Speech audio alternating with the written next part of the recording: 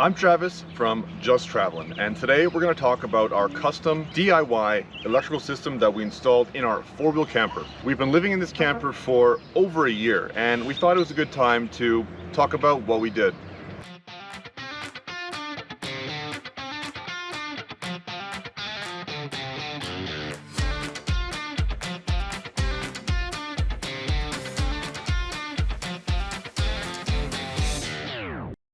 When we bought the camper, there was some wiring. It wasn't a complete build from scratch.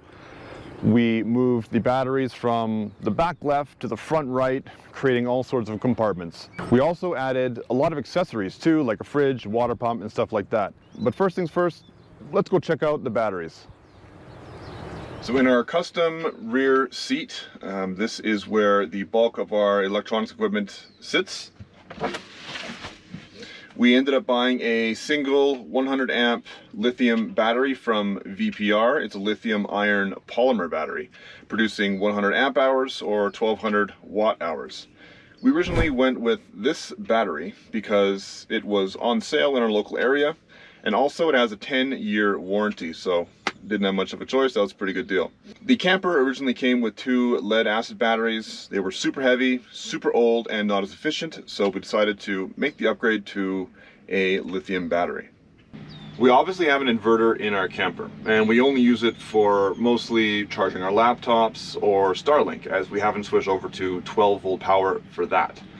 We didn't choose this one as the camper came with it, but I ended up installing it on my own anyway after the fact. It is a Jupiter 1500 watt inverter and has been absolutely fantastic for everything we've needed for. The inverter doesn't have the ability to hardwire a wire into it for your plugs, so I just bought a extension cord with already the ends cut off and just installed that into a house plug, and that's how we've been using it. The way to turn it on and off is a little awkward as there's a switch in the back, so we have to reach into the back and try and turn it on, and sometimes it's a little awkward if there's stuff on the seat, but we make do.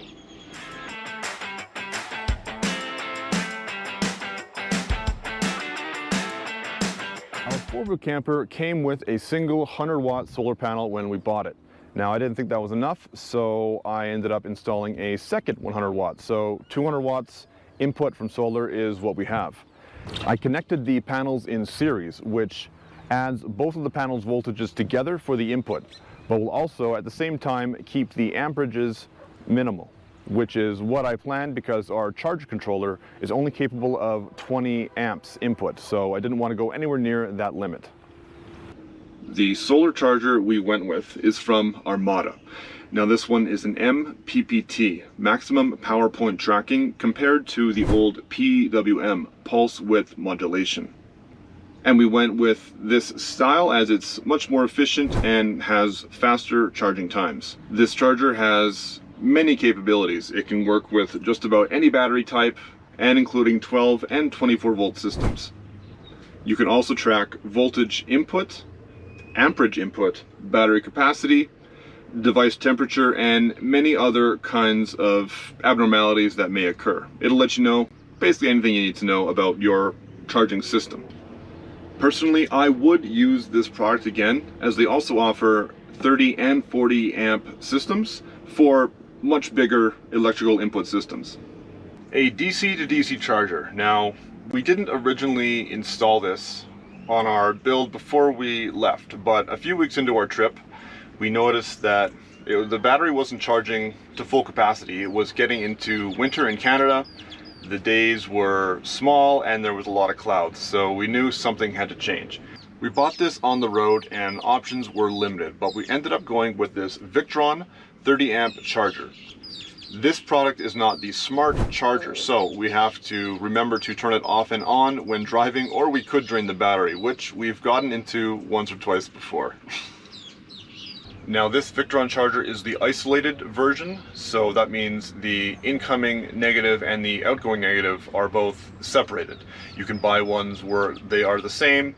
I don't know if it matters. We ended up buying the isolated one, so that's what it is. I'm going to go ahead and show you the wiring we did. It's a bit tricky getting from here outside the camper to outside the truck to inside the truck to the front into the engine. So let's check that out. So wiring from, they got inputs and outputs. The input only fits 6 gauge wire, so that's what I had to use, but it's only short. Then I put it into these fuses, both input and output, which moved over to 4 gauge, which is what you want for such a long distance of your power. And then it went here. Here is our 4 gauge wire connecting our battery with our charger. And I just drilled some holes, went outside. Hard to see here, but the holes just came out on the side of the camper. Here are wires, obviously, both input and output. They're just coming down underneath the truck here. They're coming back up here. And this is how they got into the truck, via this hole here. They're just running along. So the wires are continuing up here. They're going up here to our handy dandy off and on switch. This is our switch for the battery charger, off and on, simple 2 position. And then from there we have more 4 gauge wire. From here they're color coded. It was hard to find 4 gauge at some point, so from there through the firewall to our battery, negative and positive. Super helpful and frankly necessary to have some sort of DC charger in your build, as you can't expect perfect solar charging every single day.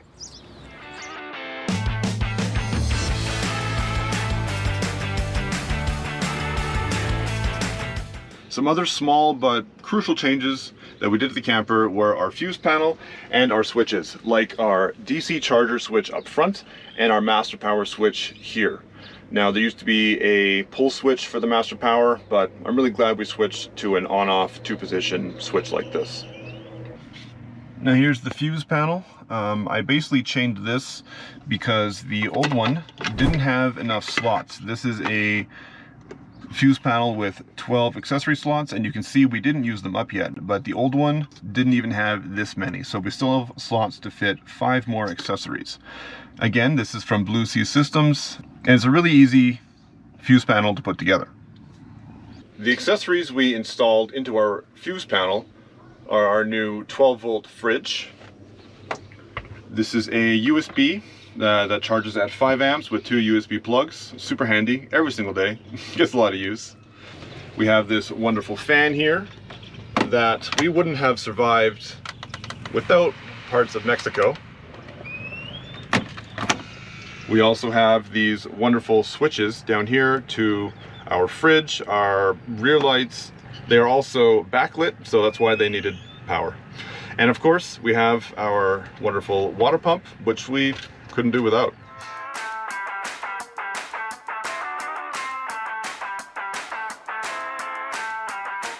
Well, that about sums up our DIY custom electric build in our 4-wheel camper.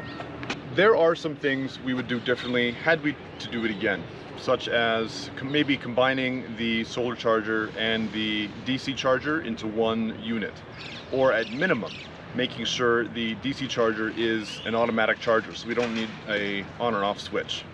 Secondly, a second 100 amp hour lithium battery for a total of 200 amp hours.